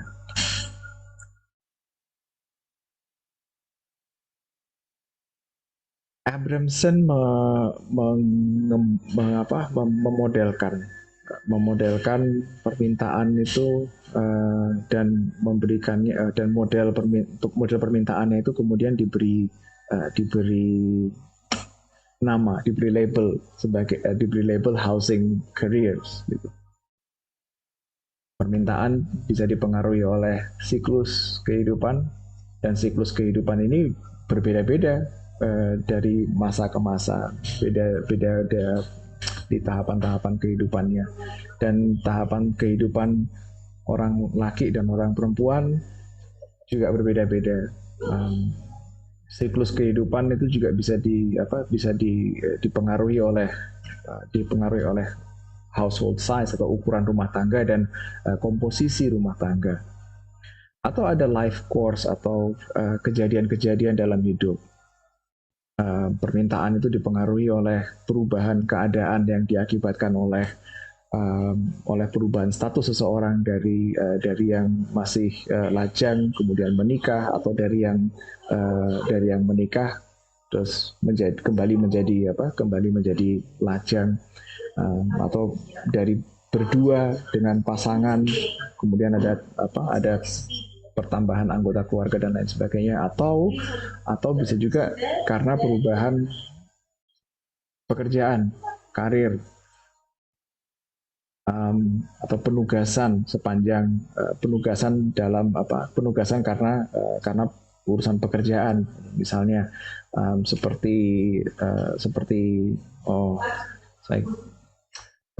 adik saya yang kemudian ditugaskan di Jakarta misalnya. Itu juga mempengaruhi permintaan. Gaya hidup juga mempengaruhi permintaan, dari revenue. Ada yang permintaan itu ada yang permintaan itu juga bisa dipengaruhi oleh faktor-faktor status sosial, again karena lifestyle. Pengen tinggal di tempat yang status ekonomi atau status sosialnya rendah, atau pengen tinggal di high status area. So, banyak sekali faktor yang mempengaruhi, dan banyak variabel yang bisa kita gunakan, banyak variabel yang bisa kita amati untuk menentukan level permintaan dan tren permintaan itu sendiri. Dan masing-masing faktor ini memiliki opportunities and constraints, atau peluang dan batasannya sendiri-sendiri. Dan dari berbagai macam opportunities and constraint ini kemudian dihadapkan oleh beberapa pilihan atau choices. Again, choices di sini seharusnya ada garis lagi yang menghubungkan antara kotak choices ini dengan faktor-faktor ini tadi. Gitu. Choices ini juga kembali lagi dipengaruhi oleh faktor-faktor yang telah disebutkan tadi, dan ultimately setelah menimbang berbagai faktor itu dan menimbang opsi-opsi yang ada, maka diambillah keputusan untuk tinggal atau pindah gitu. Dan keputusan untuk tinggal atau pindah inilah yang kemudian mengaruhi pasar hunian, current housing market, current housing conditions, dan itu dari situlah kita bisa mengukur tingkat kepuasan terhadap kondisi atau housing supply saat ini, housing stress dan lain sebagainya. Saya kira saya ada salinannya Abramson ini. I should upload it to classroom for you to read. Tadi juga sudah disebut soal housing shortage atau housing backlog. Saya kira definisi yang diberikan oleh teman-teman tadi sudah cukup komprehensif dan komplit gitu. Kalau tadi disampaikan ada dua perspektif yang dianut oleh BPS dan satu lagi dianut oleh remind me again, PUPR ya. Tapi terlepas dari mana yang lebih baik, saya kira nggak ada yang mana yang lebih baik dari apakah yang versi BPS lebih baik ataukah yang versi PUPR itu lebih baik. Yang jelas keduanya menggunakan pendekatan yang baku dan sah. So jika nanti kalian memutuskan untuk fokus tugas akhirnya ke perumahan dan permukiman dan ingin meng-highlight soal housing backlog, bisa menggunakan salah satu di antaranya. Keduanya memiliki alasan-alasan yang valid mengapa kok yang satunya mempertimbangkan rumah sewa, yang satunya lagi tidak. Tapi ada juga yang mengambil pendekatan yang lebih lebih general lah kalau menurut saya ya. Kalau Rosa mengatakan bahwa backlog itu adalah jumlah faktor penambah dikurangi jumlah faktor pengurang ditambah faktor-faktor eksternal. Faktor penambah ya rumah tangga yang tidak punya rumah, ditambah rumah yang rusak ringan, rumah rusak berat, dan rumah yang hancur. Saya kira kalau sigma rumah rusak dari ringan sampai yang hancur ini menggambarkan apa yang disebutkan tadi dengan rumah tidak layak huni, RTLH. Itu. Terus faktor pengurangnya adalah rumah yang dibangun oleh pengembang, rumah yang dibangun secara swadaya, dan rumah yang direhabilitasi atau diperbaiki. Ditambah jumlah rumah yang tidak dihuni.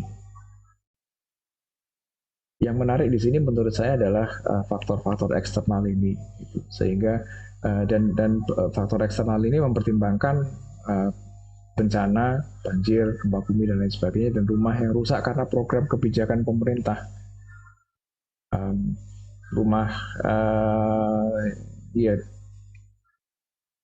It's not necessarily penggusuran begitu. Jadi bukan rumah yang rusak itu bukan karena program pemerintah, bukan berarti terus berarti penggusuran dihitung, enggak.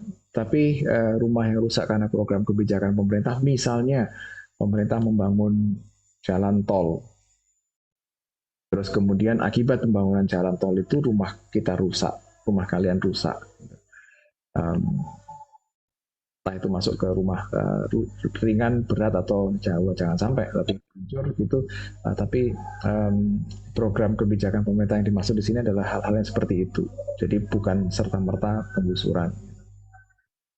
So itu semua dijumlahkan, faktor penambah itu dikurangi faktor pengurang dan ditambah oleh faktor eksternal, kita dapat backlog versi Rosa gitu. Alasan mengapa rumus perhitungan backlog Rosa munculnya seperti itu, again saya kira tulisannya si Rosa ini patut ditelusuri begitu, sehingga kalian sekarang tidak hanya memiliki dua opsi perhitungan backlog, tapi sudah memiliki tiga.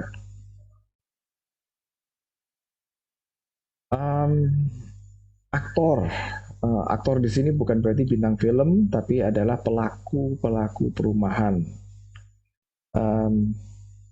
penyedia khususnya. Penyedia perumahan dan permukiman atau penyedia hunian itu bisa dilihat dari bentuk modalitasnya. Ada yang formal, ada yang informal, dan di tengah-tengahnya ada yang hybrid, yaitu campuran antara formal dan informal. How can that be? Well, mungkin kita bisa telusuri bentuk modalitas dan karakteristiknya. Informal secara umum dia bersifat owner occupied self built. Jadi kita sendiri yang memiliki, kita sendiri yang menghuni, dan kita sendiri yang membangun. Itu termasuk itu sudah termasuk dalam ranah informal kalau dilihat dari bentuk modalitasnya. Unauthorized subdivision dalam artian dia memiliki tanah, katakan 400 meter persegi, terus kemudian dijadikan 2 rumah, blok A nomor 1 dan nomor 1A dan nomor 1B misalnya. 400 meter persegi dibagi masing-masing rumahnya itu memiliki luas lahan 200 meter persegi. Itu termasuk unauthorized subdivision atau pembagian lahan atau atau pematokan lahan yang sebenarnya tidak diizinkan atau tidak diperkenankan. Terus tadi saya mengatakan atau saya mencontohkan satu persil lahan yang dibagi menjadi 2, tapi lahan yang dimaksud itu bisa jadi tidak hanya 1 persil, tapi juga sudah bisa meliputi luas beberapa hektar gitu. Rental property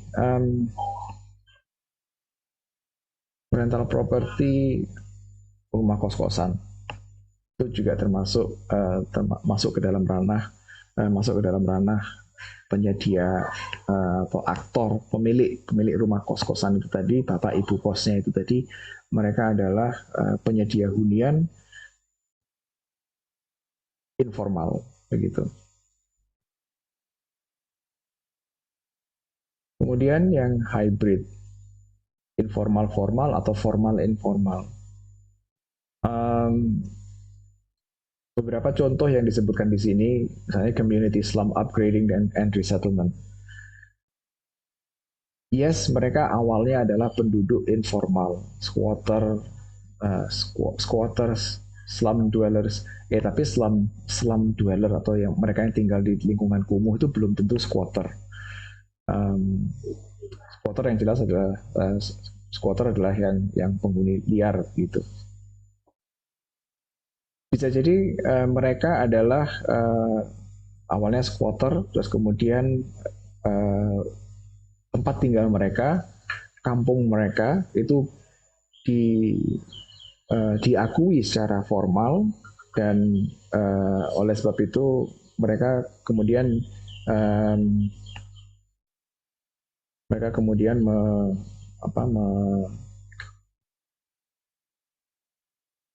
memperoleh kesempatan untuk melakukan upgrading gitu. Ada yang memutar video klip, interesting. Ada juga yang berupa self-help housing.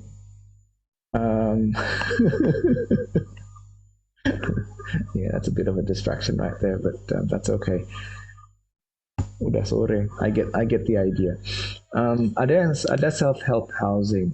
Kalau ini lebih ke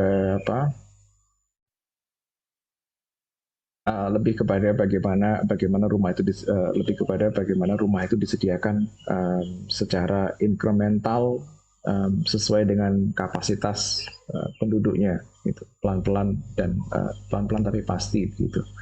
Ada cooperative housing partnerships dan owner-occupier transformations of social housing.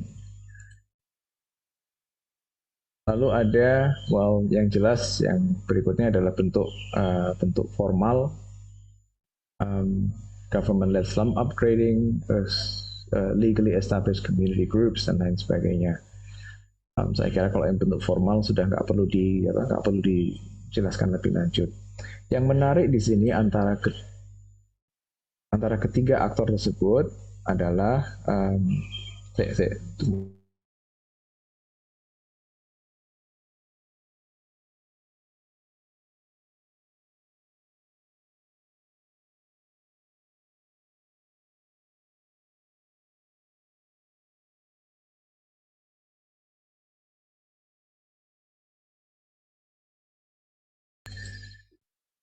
great. Sampai mana tadi? Pendekatan penyediaan hunian. Dari ketiga aktor tersebut, pendekatannya,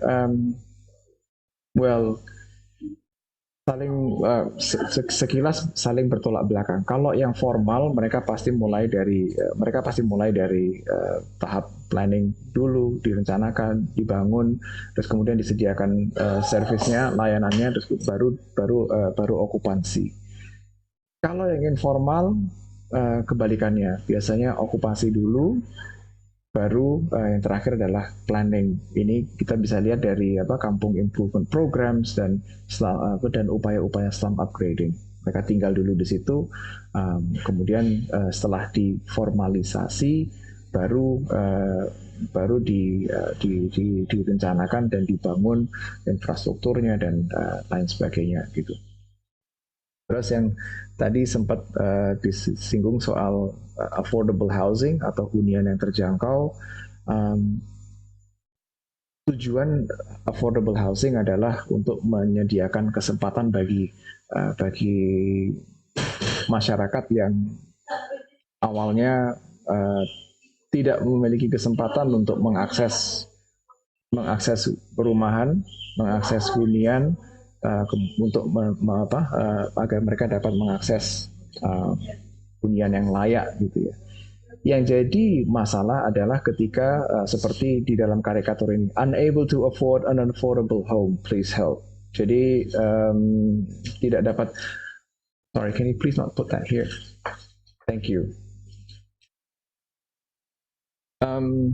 Adalah ketika affordable housing itu sendiri menjadi unaffordable atau tidak dapat dijangkau.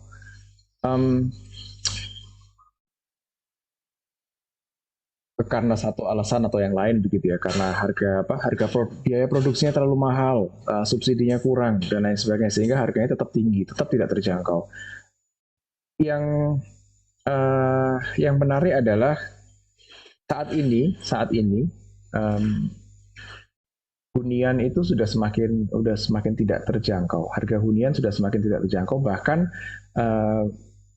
generasi saya adalah salah satu generasi awal yang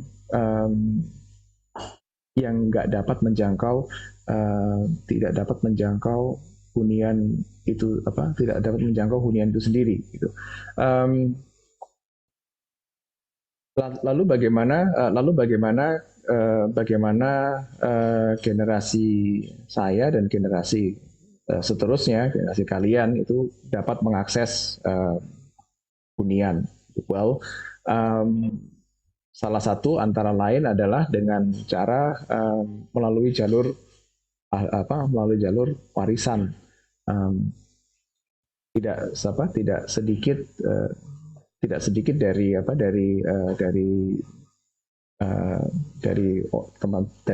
rekan-rekan segenerasi saya yang memasuki atau yang masuk ke dalam pasar hunian itu tadi dari jalur waris itu tadi. Mereka mewarisi rumah atau memperoleh atau mendapat bantuan dari keluarganya untuk menjangkau hunian itu tadi. So situasinya hampir di mana-mana sudah seperti itu. Saya jadi ingat ada artikel yang ditulis, ada artikel opini yang ditulis oleh yang dimuat di dalam The Guardian yang menyoroti isu tersebut. I should share it with you as well. So, affordable housing disediakan bagi mereka yang tidak dapat mengakses hunian, tapi saya kira standar affordable housing itu semakin lama juga semakin tinggi, dan hunian terjangkau ini juga berusaha mengembalikan keseimbangan atau kesetimbangan antara persediaan dan permintaan perumahan. Yang terakhir ada istilah yang namanya housing affordability ratio atau yang biasanya dihitung dengan mempertimbangkan median house price dengan median income. Rasio inilah yang saya ceritakan tadi semakin lama semakin nggak masuk akal gitu, karena median income kami itu naik, tapi median housing price-nya naiknya lebih tinggi lagi. Tadi disebutkan beberapa strategi perumahan dan permukiman. Banyak strategi perumahan dan permukiman. Mana strategi yang lebih pas? Saya kira tergantung konteksnya. Setiap lokasi itu memiliki keunikan dan kebutuhannya sendiri-sendiri, sehingga tidak ada yang namanya strategi yang sifatnya one size fits all. Karena strategi-strategi seperti strategi penyediaan perumahan dan permukiman ini sangat bergantung pada biasanya sangat bergantung pada pemerintah setempat dan bergantung pada kerjasama antara pemerintah dan pihak-pihak yang berkepentingan. Maka strategi ini pun bergantung pada kapasitas pemerintah, khususnya kapasitas finansial. Not so much technical capacity, tapi lebih ke financial capacity. Terus kemudian ada juga beberapa kebijakan. Bicara soal strategi perumahan dan permukiman, teman saya seorang developer kemarin cerita kalau di Queensland khususnya atau Australia secara umum, housing market sekarang sedang booming begitu. Bahkan Queensland government atau pemerintah provinsi atau pemerintah negara bagian Queensland telah menaikkan subsidi perumahan dari $20,000 menjadi $40,000. Jadi dinaikkan 2 kali lipat. Subsidi ini bisa dipakai untuk membantu membayarkan down payment bagi rumah pertama yang kita miliki. So first home owners grant itu dulu cuma $20,000, sekarang $40,000. Hal tersebut antara lain karena marketnya housing market sedang booming, harganya melonjak nggak karuan. Again kembali ke kapasitas pemerintah, kalau mereka memiliki kapasitas untuk melipat gandakan subsidi. Kalaupun seandainya market itu booming, tapi kalau seandainya government-nya nggak punya kapasitas untuk melipat gandakan subsidi, ya sudah, gitu. Subsidinya akan tetap, nilainya akan tetap tidak akan berubah. Berikut ada sedikit overview dari beberapa pendekatan kebijakan penyediaan hunian, penyediaan perumahan dari sudut pandang demand and supply. Kalau dari demand ada beberapa dibagi menjadi owner occupied housing market dan rental housing market. Kalian mungkin bisa menangkap kata subsidi itu muncul cukup banyak. Di sini ada housing subsidy, ada fixed amount cash subsidy, ada subsidi bagi supplier, terus kemudian subsidi bagi supplier, bahkan ada rental subsidy.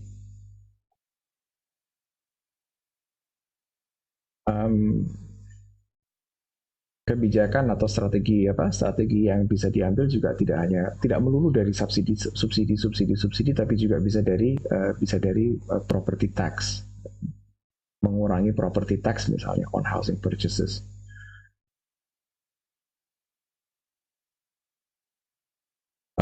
Beberapa pendekatan atau strategi untuk meningkatkan kepemilikan rumah, bisa dari cash benefit atau housing subsidy, ada pengurangan suku bunga, ada mekanisme suku bunga dan pajak penghasilan, terus kemudian peningkatan kualitas atau standar quality.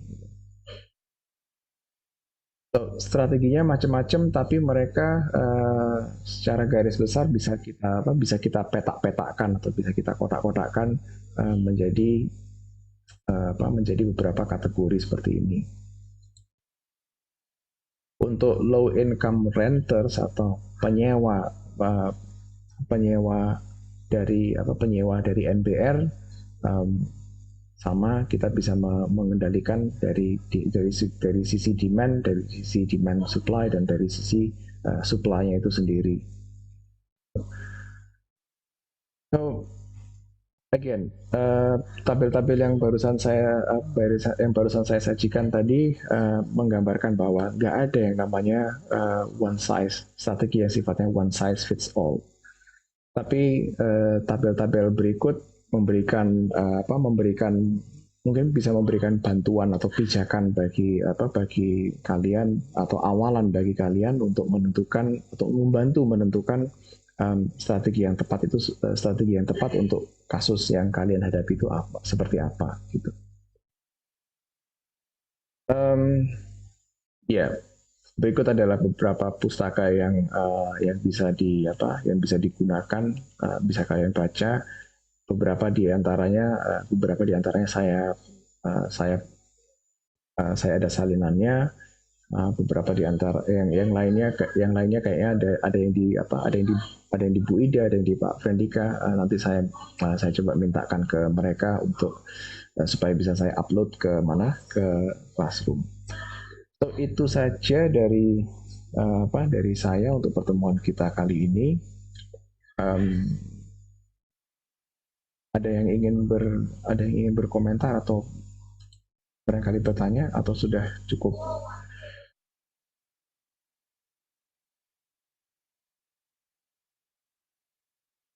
Okay, it is Friday afternoon after all.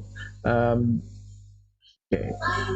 Kalau begitu, saya ucapkan terima kasih kepada kelompok 2 yang telah menyajikan diskusi dengan sangat baik. Oke, silahkan. Oh iya Pak, saya izin bertanya terkait tugas makalah yang terkait dengan materi presentasi itu, izin konfirmasi apakah deadline-nya itu sesuai dengan di rencana evaluasi, yaitu 2 minggu setelah presentasi. Yep. Sesuai dengan yang tertera di rencana evaluasi. Terus karena itu sifatnya group work atau kerja kelompok, jadi kalian bisa mengumpulkannya melalui perwakilan kelompok saja. Saya kira daftar kelompok sudah pernah dikirimkan ke saya. Jadi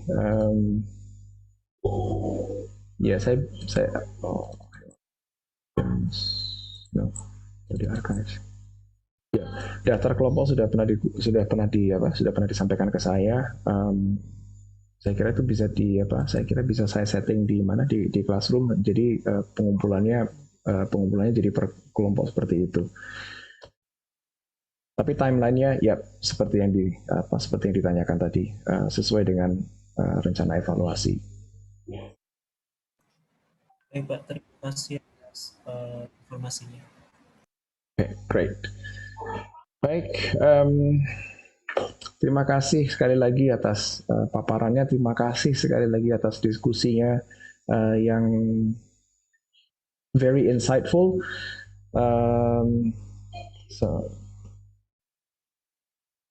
Okay. Lali aku mau ngomong apa. But anyways, selamat sore teman-teman sekalian. Have a great weekend. Stay safe and stay healthy. Sampai jumpa minggu depan. Assalamualaikum warahmatullahi wabarakatuh.